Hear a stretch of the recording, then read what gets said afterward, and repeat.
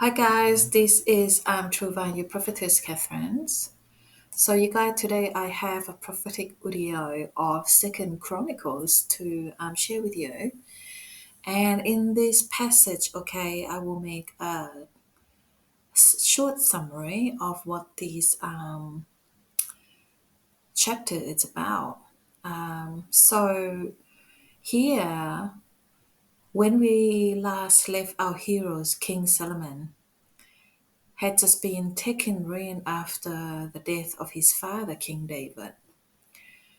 So everyone question in their mind was, is he going to turn out to be a good king? Will he build God that house he's been talking about for some time? Solomon, actually a pretty amazing king. When he humbly asked for the wisdom to rule instead of wealth and everything else that he could have asked for, God was so impressed that he gave Solomon not only wisdom, but lots and lots of money.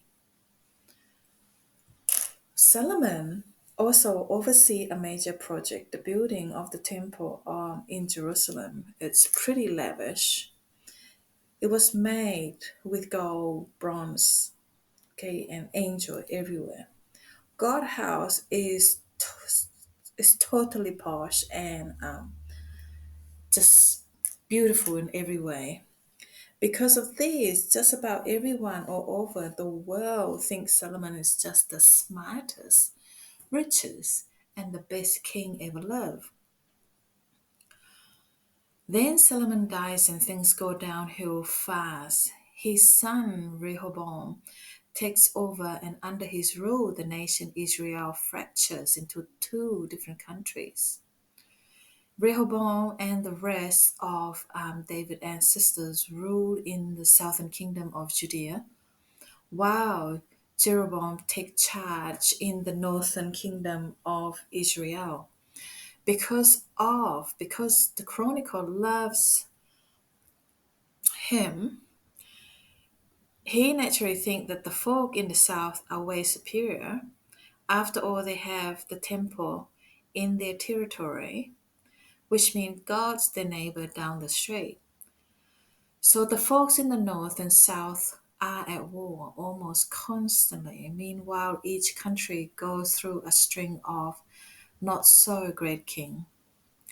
Eventually, things gone from bad to worse for both kingdoms.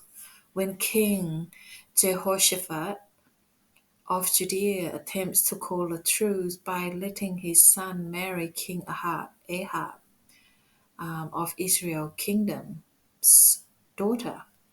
Turn out the lady in question is an idol worshipper, Jezebel. That was her name, I believe, and she uses her influence, okay, to turn the people of Judea away from God. Seriously, if there's one thing God hates the most, it's an idol worshipper.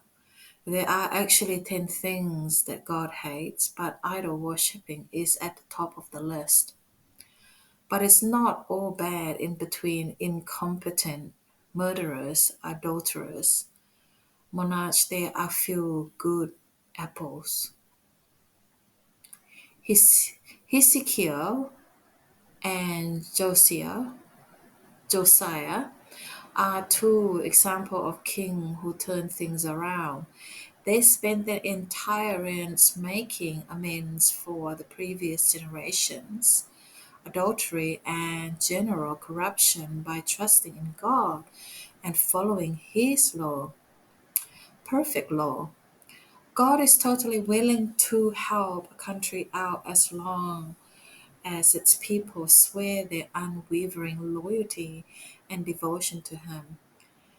That's all it takes. In the end, the people just can't get it together. Northern Israel is a lost cause. So God is forced to allow Assyrian Empire to destroy the kingdom. So, which is speaking and mentioned in the 10 lost tribes of Israel. Judea doesn't fare much better after several kings there stray from God's commandments. He had enough. He let the Babylonian Empire invade Jerusalem, kill most of the important people, and leave the rest to starve and die. Exile the royal family and other officials and burn the temple to the ground.